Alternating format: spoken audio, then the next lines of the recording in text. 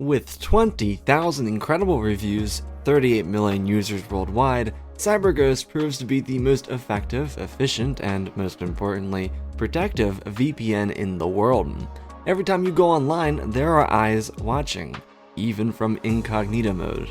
Your internet service provider, work, school, maybe even your Wi-Fi router are pathways for people to track what you do online. CyberGhost VPN can protect you from those threats. Start with selecting one of over 100 locations to encrypt and reroute all of your online traffic through their secure servers. In this, you will know for a fact that no one is following your online activity. CyberGhost also helps you unlock geo-restricted games, shows, and various forms of content from over 40 streaming platforms, such as Sidemen content on Netflix or several other shows from Amazon or Disney+. Think of the deals you can secure by simply changing your virtual location. This works on all major devices and operating systems, from Windows to Mac OS and Android to iOS. You can protect up to 7 devices at the same time, so you can get your whole family or whole squad protected. With my link in the description, get your incredible deal starting with $2.03 a month and 4 months free, translating to 84% off. Not to worry, there is also a 45-day money-back guarantee. CyberGhost VPN is a fantastic product that you can trust to handle all your online activity. Use my link in the description down below, and thank you CyberGhost VPN for sponsoring today's video. Hello. Our story begins with the official death toll making its way back to Coruscant. The Jedi Council had already memorialized Qui-Gon Jinn, and moved on to concerns about the Sith Obi-Wan faced. The death tolls were horrific, worse than they ever should have been. Instead of a plain blockade, the spoken about catastrophic death toll was a real measurement. 8 out of every 10 people on Naboo were dead. It was a total massacre. Bodies lined the streets of Theed. The Queen tried to call for emergency assistance from the capital, but Supreme Chancellor Palpatine didn't buckle. He called the massacre of the Naboo a galactic tragedy, giving it his greatest condolences, wishing well thoughts, and preparing the government to move on. They would try and get something done through bureaucracy, but they could afford to wait until the next galactic tragedy before doing anything about it. The battle went pretty similarly, with Qui-Gon dying and Obi-Wan winning, though it should be said that only a third of the Gungan population survived, with 20% of the Naboo still living. It was a horrendous attack. The B-1 battle droids marched across the planet, destroying small coastal towns, slaughtering through villages, and killing off the elite. Padme's own parents had been killed in the carnage. She was left to be queen over the greatest planetary tragedy seen in Naboo's history. And what did their loyalty to the Republic give them? Nothing. They were left on their own. On the bright side, the Naboo and the Gungans were able to share their mutual struggle by uniting and trying to rebuild a society. It started with a great relocation away from Theed so that a new civilization could be built. North of the fallen capital existed a shared coastal location, one where the Gungans could have their underwater society and one where the Naboo could still exist on the surface. The Queen had several plans she wanted to bring to her people, so that their community could be stronger than ever before. In this, though, she formed a deep resentment and hatred, not only for the Republic, but for Palpatine. He was safe on Coruscant, growing in popularity and in power. He forgot all about his home world, and not a soul thought lesser of him for it. The Jedi did send assistance to Naboo, but they couldn't do anything more. Bureaucracy would continue to hold back the Republic from doing anything productive. In the wake of the Federation's miscalculation, due to Sidious's orders, the Senate needed to decide if they wanted to nationalize the conglomerate or not. That would take precedence inside the Senate Rotunda over the discussions around Naboo's needs. Mandalore and a few other wealthier systems on the cusp of greater civilization would donate their spare resources for Naboo's security and reconstruction. This massive loss of life, all created in such a short period of time, led to a darkness on Naboo. The Jedi who defeated Maul experienced it upon their return to the planet. Even the council that memorialized Qui-Gon felt it, but they let it be. All of them could resist it. They had the training to. But there was one individual who didn't have that training, nor the understanding of protecting himself from these dark powers. The genocide of Naboo, all of the deaths coming within mere hours of one another, generated a wound in the Force. Anakin Skywalker was a powerful being, one who encountered such raw death and destruction. He was so susceptible to the influence of the Force, just a little tug could pull him anywhere. Qui-Gon started him down that pathway. Now he was in a completely different one. Skywalker sat inside his own chamber, experiencing dreams, visions, and rapidly changing environments. The Force wound that bonded with him forced sights unimaginable to a 10-year-old. Anakin was so hurt by Qui-Gon's death, and this pain was fueled into something else entirely. He felt a swarming around him, as if tiny little parasites were eating him alive and crawling across his skin. He could see the mountains of dead people inside the streets of Theed that he didn't see with his own eyes, and then he could see their wandering eyes chasing him as he walked towards the palace. Frequently, Anakin thought about his mother and of Padme. Whenever his thoughts brought him back to one of them, the wound followed. It came with destruction and voids. Frequently, he would see holes in memories. For example, a personal favorite memory of his was with his mother, cooking something he couldn't remember what it was, but sharing laughs with her. This wound started eating through that memory. So when Anakin reflected on it for pure comfort and consolation, he saw pieces of the universe fall apart. Chairs that were staples inside of their abode were completely absent, smells missing, words spoken no longer said. It was so disorienting, especially because this memory came from just a few months ago. Anakin held on to that moment, but it slipped away from him exponentially the more he thought about it. This was really only just the beginning. Much of his torment came from within his own head. His peers, though, had different feelings. They wanted Anakin to know that he was unwelcome. Kids were being kids, and he was the outsider, so they let him hear it.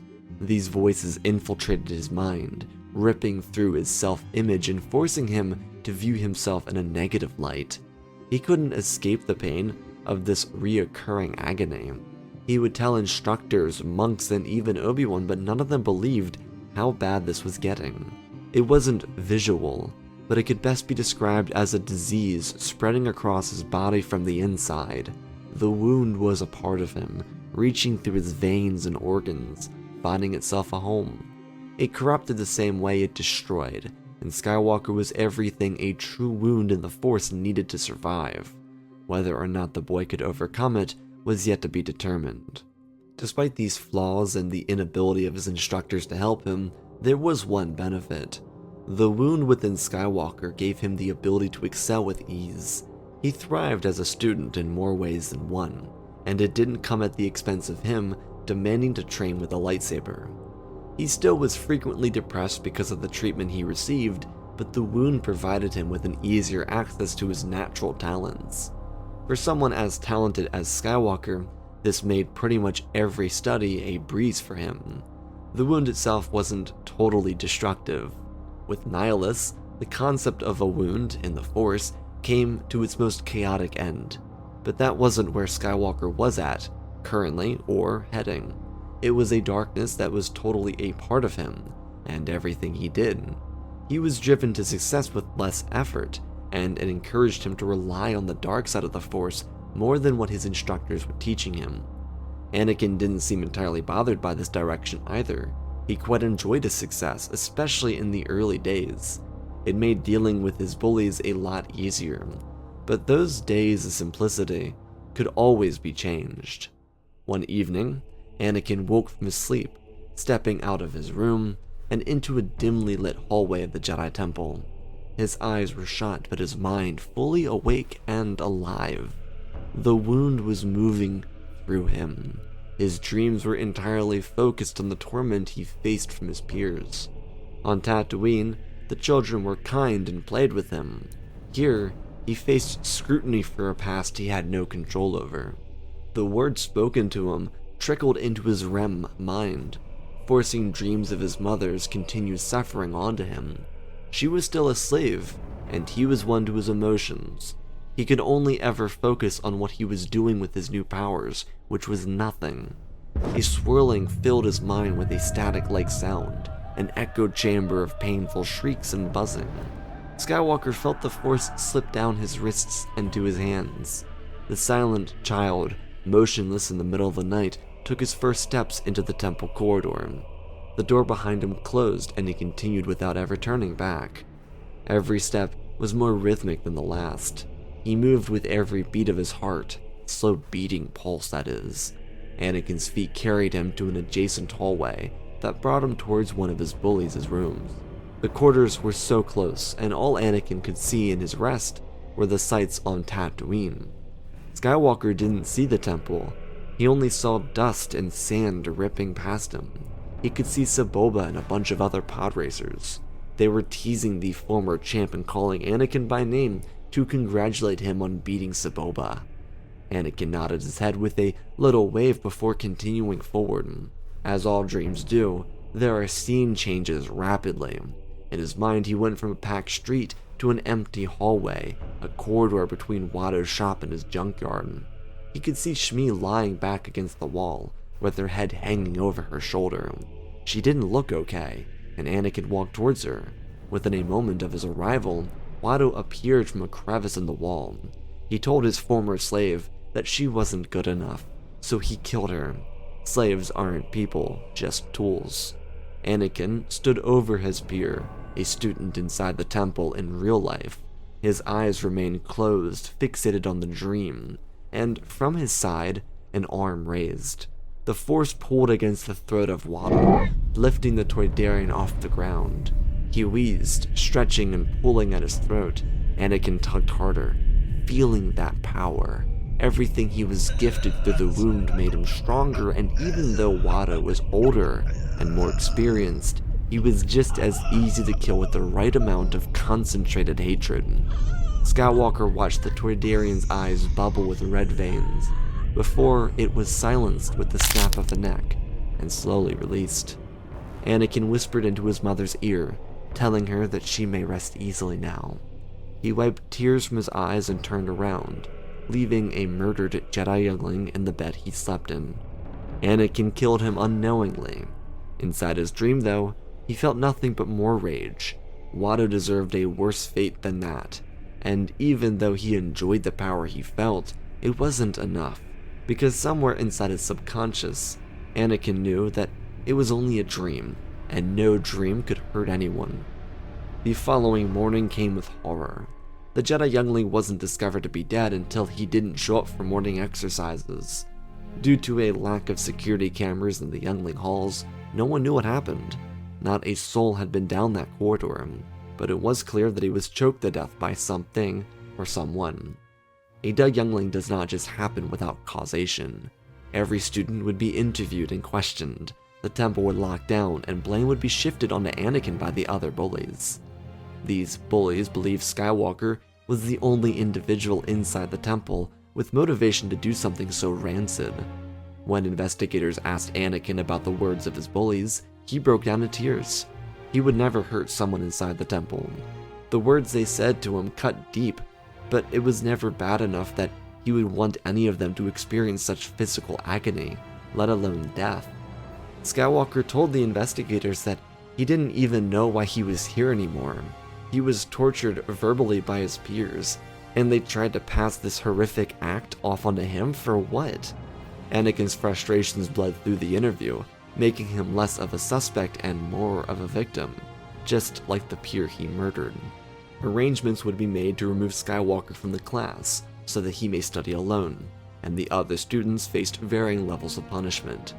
There were other students that had been interviewed that reported similar taunts from the dead youngling and his buddies. Whatever happened to the murdered victim clearly wasn't from Skywalker. Anakin would go free and start instruction elsewhere inside the temple. His bullies, on the other hand, had a much smaller chance of becoming Jedi now. Tormenting a peer because of his past as a slave was unacceptable behavior. Then blaming said peer for a murder? Well, that was worthy of expulsion in the eyes of the counselor who read the file. Initially, the punishment for the bullies was light, such as apologizing and doing community service, but after everything they had to do to make up for their actions, it would be Master of the Order, Mace Windu, who would oversee their removal from the Jedi Order.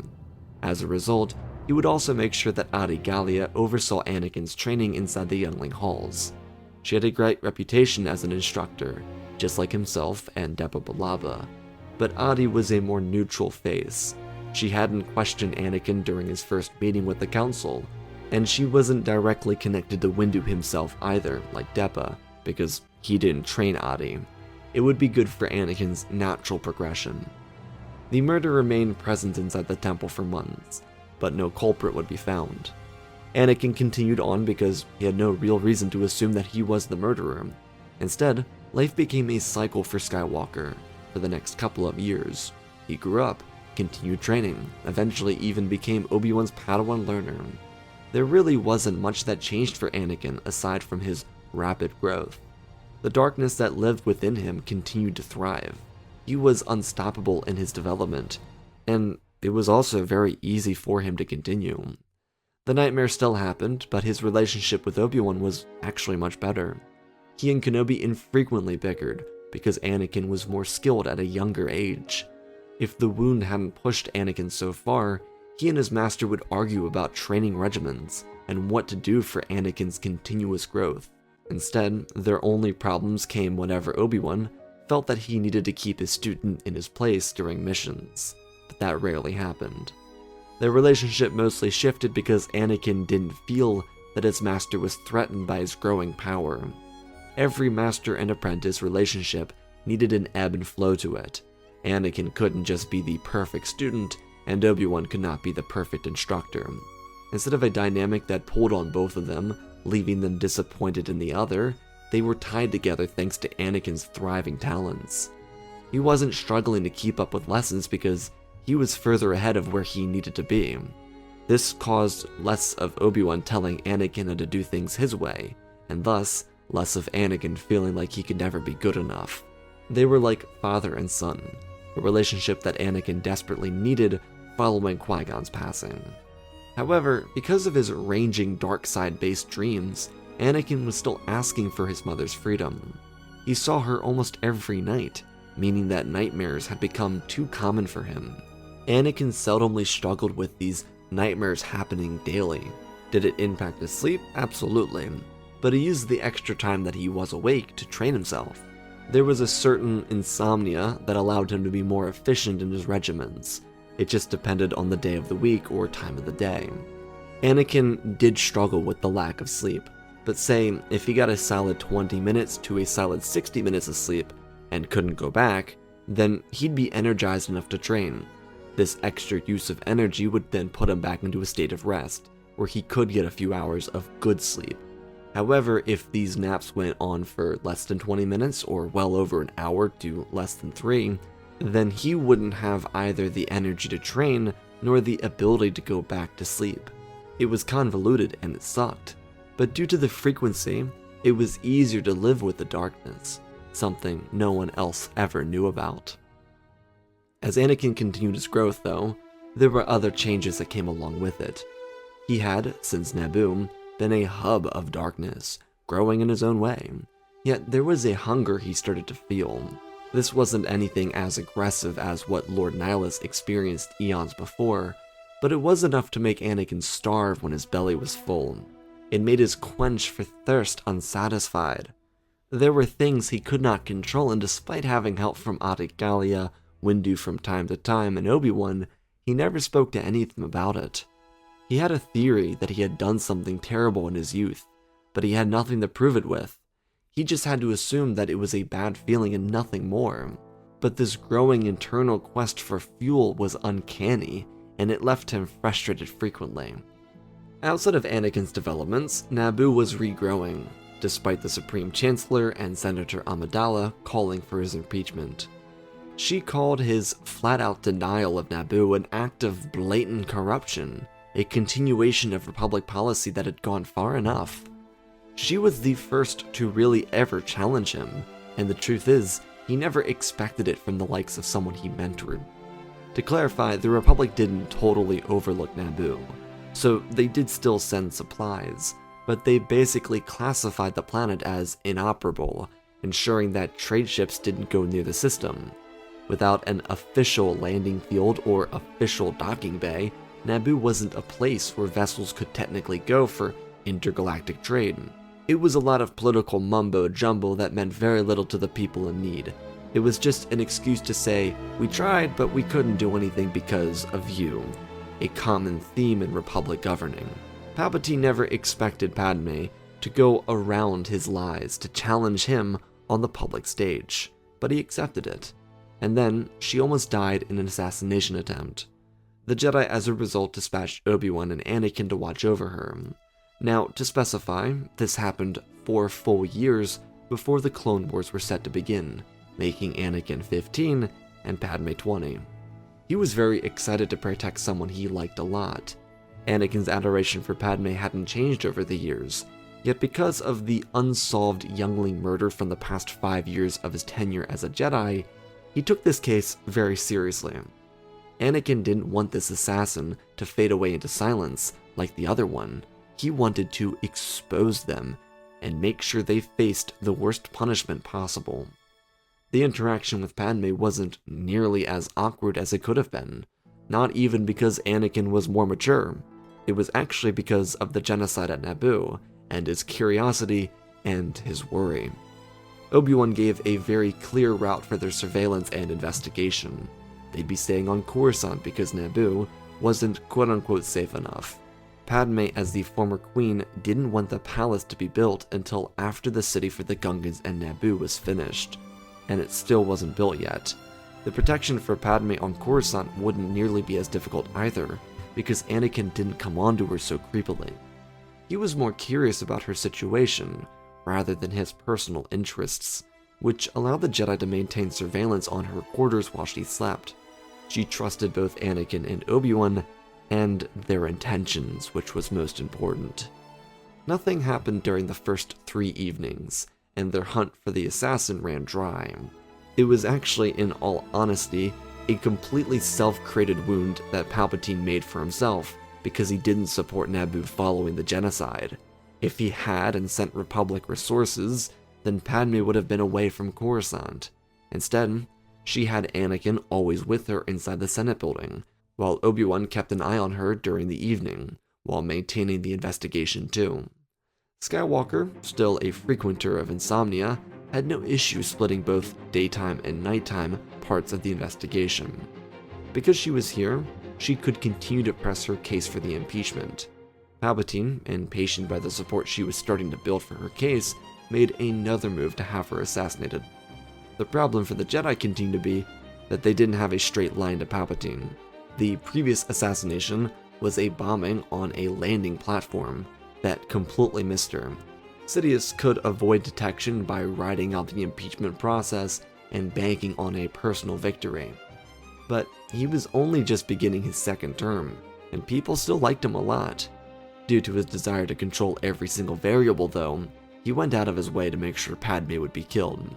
5 nights following the first assassination attempt, Anakin would have yet another chance to display his skills and everything he had learned. In the middle of the night, during one of his insomnia spikes, while Obi-Wan was passed out on the couch in a dad position, Anakin spotted lights outside of her window. His saber found his hand, and he rushed through the apartment. Just upon his arrival, a massive Trandoshan beast plowed through the window. Anakin then used the Force to flip Padme's bed, protecting her from blaster shots that would have killed her.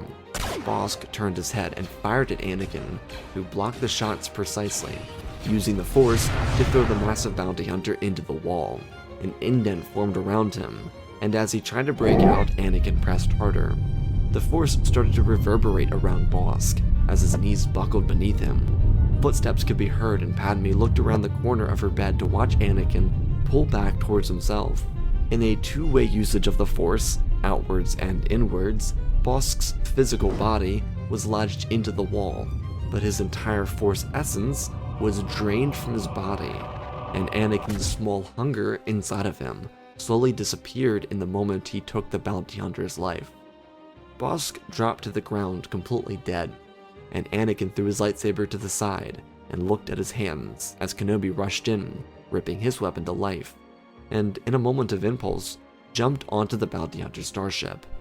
Obi-Wan quickly gained control and landed it where he could, so they could do a deep dive on the vessel. Anakin, though, was not the same. He didn't know how to process what he had just done because it was so unnatural. He hadn't ever experienced that sensation, and now that unquenchable thirst and unsatisfied hunger turned into a sensation of comfort and relaxation. No longer could he feel the wound within him tearing apart at his muscles and eating through excess fat. No longer did the twisting agony of starvation pull through his organs to his skin. He felt satisfied, yet also extremely terrified. Padme picked up on this, but no one realized he had done what he did. It was completely out of the question. Everyone simply thought that Anakin deflected a blaster bolt back into Bossk, which resulted in his death, and that wasn't the case. Obi-Wan never saw the body because they took Bossk out of the building while Kenobi was looking through the bounty hunter's ship. After everything was cleared up inside the apartment, Anakin had a private conversation with Padme regarding his own experience. She first asked if he was alright, because she had seen his reaction after Bosk's death, and he explained to her the best he could, from what he understood. The thing with Anakin's wound in the Force was that he didn't necessarily categorize it as a bad thing or as even using the dark side. Anakin didn't really even have a firm understanding between the light and the dark, because he only knew these powers following the Battle of Naboo. He believed everything that came with this wound were simply transformations following his start of training inside the Order. What he said to Padme was about his concern over killing Bossk, but he also explained that the insatiable hunger he felt finally became cured. She didn't know the Force, and he knew that. But what Padme explained was that if it felt good, and it didn't hurt peaceful or innocent people, then it shouldn't be of concern, right? Obviously, neither knew about Anakin's murder of a Jedi youngling a few years ago. Padme's words put Anakin at ease, and the case slowly dragged out to become an isolated series of incidents, with no mob boss calling out the official hit on the senator. This also helped out Padme's impeachment case against the Chancellor too. She had two very strong cards to use against him: the neglect of her home world, which was also his, and the fact that she had almost been assassinated twice. It resonated with the Senate, and so while the impeachment didn't progress, it remained constant inside the Senate. There were moves to push it further. Sometimes it'd be completely sidelined, but the point stayed true. The Senate had some fundamental problems with Palpatine. He, with the extra time due to the hearings and bureaucracy, had time to adjust his populist positions. He tried to use it to earn more favorability with people like Organa, and hoped to push himself off the whole impeachment talk, but rarely did it get close to being forgotten. Instead, it made Palpatine look flaky, because he did everything within his power to stay afloat by making anyone else happy. It didn't make his populism feel legitimate. He decided at that, because of the constant power struggle and the pullback from senators that were considering an alliance with Dooku, that he needed to have Amidala killed by his own hand. Tyrannus was still building a confederacy, with less than a dozen systems joining already. They were waiting on something to push them far enough to give up in the Republic, as a concept, as a government, as a body. This impeachment trial was a hope that one of their systems, those that planned on joining the Confederacy, could become the new Chancellor and help restore a sense of balance to galactic politics inside the Republic. Dooku was pushing hard, but Padme's movement inside the Senate was stronger than Dooku's because people really didn't want to rebuild an entire government. They'd rather fix the leaks in the current one and hope that was enough. Sidious's decision to have Padme murdered with his own saber came following the end of the Jedi investigation. She personally called off Obi-Wan and Anakin, telling them that their time would be better spent with her people or some other humanitarian effort, not with her. She was doing her duty, and while she appreciated them, this was her battle, and it was time that they stayed true to their most important mandate, which did not include her. However, there was a slight problem for the Sith Lord. Just because the investigation came to a conclusion, it did not mean that Anakin was leaving Padme. She and Anakin had grown closer as friends over this period of investigation. To keep this as clear as possible, it was not creepy, it was not flirty, and it was especially not romantic. There were very clear boundaries, especially since Anakin wasn't robbing over her openly, and instead more inquisitive about her situation. She also respected his approach and, logically, had no interest in someone that shared such a large age gap at their age. Padme, though, wanted to have Anakin over for some dinner, so they could take some time to talk about his personal career development. She felt bad because so many of their conversations during the investigation had been about her and her home world. She wanted to give him the room to speak, and also maybe help him too. He was just happy to be there. They were spending the night talking about Jedi advancements, and Obi-Wan even suggesting a chance for an ascension to knighthood before Anakin ever turned 16. Master Kenobi said it would make him tie with the youngest Jedi Knight in Order history to become one, and Anakin had only ever been impressive in Obi-Wan's eyes. Skywalker was overjoyed at this, and Padme suggested giving her own personal input to the situation if he wanted. A senator's referral, if you will. Of course, Anakin was grateful for this, and even more excited for the possibilities that lay ahead of him. Just as they finished their food and started for the door, a swift change in the Force caught Anakin's attention. He flipped his lightsaber into his hand and told Padme that someone was here. She suspected another assassin, and pulled a pistol from a nearby drawer.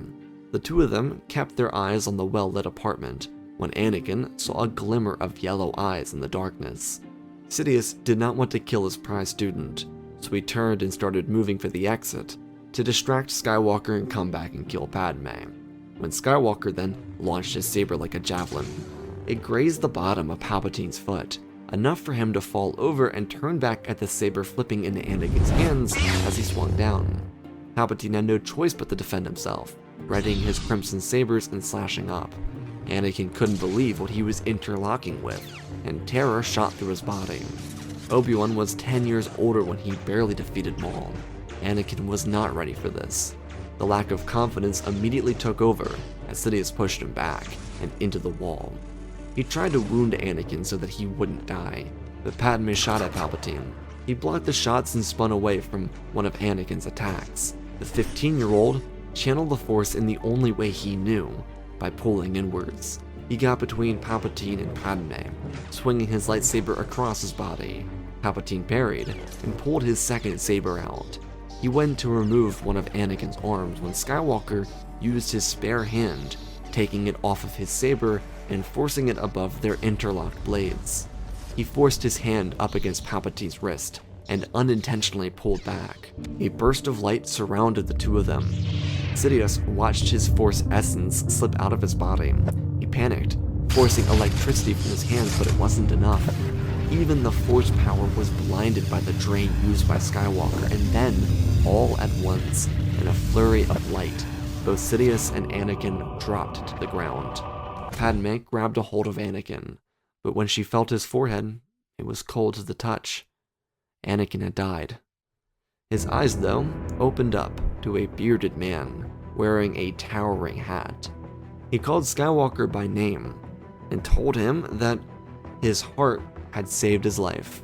He now had a choice to make. Anakin coughed for a moment and felt vibrations across his hands, asking who was speaking to him. The father introduced himself, explaining that through the wound in the Force, he had pulled the entire life essence out of someone far more powerful than he. As a side note, this is not to say that Palpatine had more of a connection to the Force or a higher ceiling, rather that Anakin was not fully developed despite his immense powers at the age of 15, and basically to say that the sheer force on his young body was too much for him to take. The father explained that in typical scenarios, a wound in the Force eats itself out of existence, as seen with Nihilus. A clear orb formed around the father's hand, and displayed Nihilus consuming a planet. The hatred that the Lord of Hunger displayed was one of selfishness. He craved power, and he wanted to destroy all life to fuel himself. Anakin, on the other hand, never showed selfishness in defense of his friend. Padme lived because of him, and now if Anakin wanted, he may have a seat on an eternal council.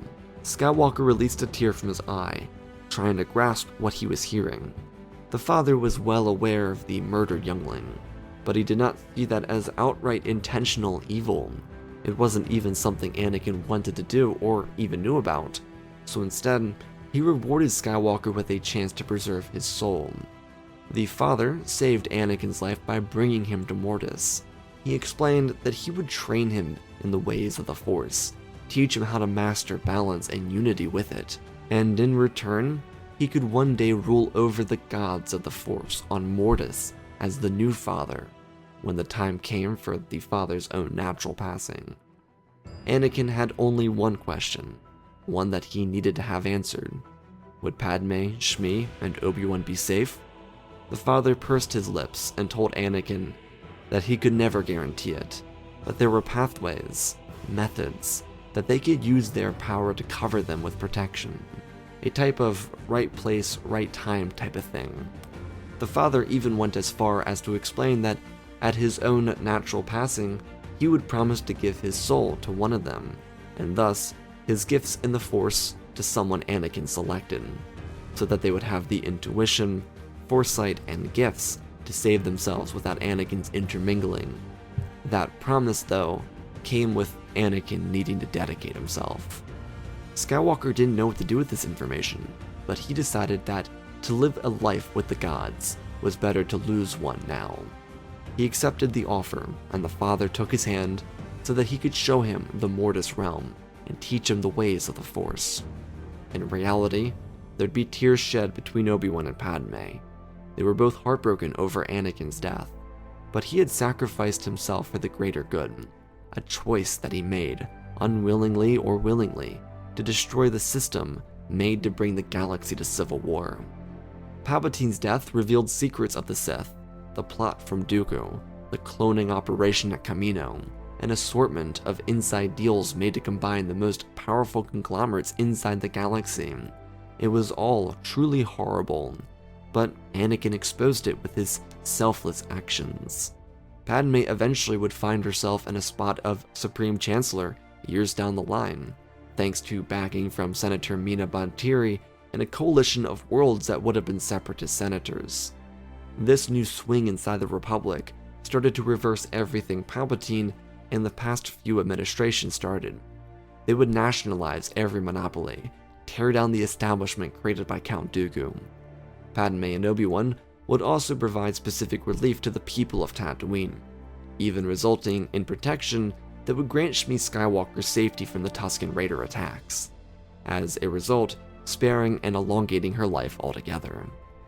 From the Mortis realm, Anakin eventually, after 7 years of complete and total study, became the holder of balance in the universe. As a god of the Force himself, he aged much slower, and had the honor of protecting over the galaxy for the rest of Padme, Shmi, and Obi-Wan's lives. Eventually, he would use the powers from the Force wound to absorb Abeloth and remove her completely from the universe, protecting the people of every star system from an unstoppable threat that was clearly stoppable with his powers. Anakin's role in the Mortis realm brought him great happiness, while also contributing to complete balance in the Force. The Sith, Abeloth, and even the Vong were no match for his contributions to balance in the galaxy. In the end, that would be his burden, one that he undertook by accident, but accepted with purpose. That, of course, being the burden of becoming the Chosen One. And that, my friends, is a Force spiritual story. It's a little spiritual. It's also a Halloween special. First part's kind of Halloween-y, little spooky time. Then a little Force Goddy. Don't forget to click on the description link to get the special discount CyberGhost VPN is granting to the channel users. This application will protect your data while you browse and give you full access to all blocked content on the internet for $2.03 a month only. Total risk-free, so check it out. Link in the description. Special thanks to all the patrons for supporting the channel. Smash that like button. Let's talk about the the Booga Booga. The story is kind of broken up into two parts. The first part is kind of meant to be horror themed. I wanted the first part to really kind of capture how Anakin deals with the wound and almost give the wound a personality. It's kind of like how the symbiote interacts with Anakin in that Venom crossover I did a while back. It's really meant to kind of feel like a living thing, and it's not really. I just wanted to personify it and make it feel like it was thinking in a way. It's meant to really add to like a horror element where there's just, he's a kid, he doesn't know what's going on, and he's like, this thing is inside of him, and it's like, it's controlling him, and he can't stop it, and so he has to kind of like learn to adapt to it because no one knows about it, and no one knows how to help him with it. The second part of the story kind of does like an Attack of the Clones themed thing, mixed in with the Mortis arc. I like the idea of Anakin and Padme reunited at the age of 15 and 20. Again, obviously, no relationship there. That's creepy. Also, sus. But I wanted them to have like actually really, a really nice dynamic, one that's not like super forced. As much as I love Attack of the Clones, it's a little forced. It's a little heavy on the head there. And I think it would make sense for Anakin to not be as so, let me jump down your pants, because he saw the genocide to a certain extent. He knows that she's gone through this great loss, and he's also feeling his own side effects too. And then for the ending, I really like this. It's almost like the ending to Kung Fu Panda 3, where he like takes I think it's Kai to the Shadow Realm. That's probably the best inspiration for this, except Anakin doesn't return. He completely kills Palpatine and like absorbs him. And I kind of like this concept of Anakin, not because he's not at his full potential or not an adult yet, he doesn't have the capability of completely absorbing Palpatine and surviving it. And that's why he ends up on Mortis, because the father is like, yo, you didn't survive, but you brought balance. You deserve to be here. And it's kind of a wholesome ending. It doesn't result in a really big like relationship heavy one, but it's a really wholesome ending because Anakin fulfills the prophecy and truly becomes the chosen one without, kind of hiding in the shadows of the world between worlds. So I hope you all enjoyed. I love you all. Spread the love, and always, my friends, may the Force be with you.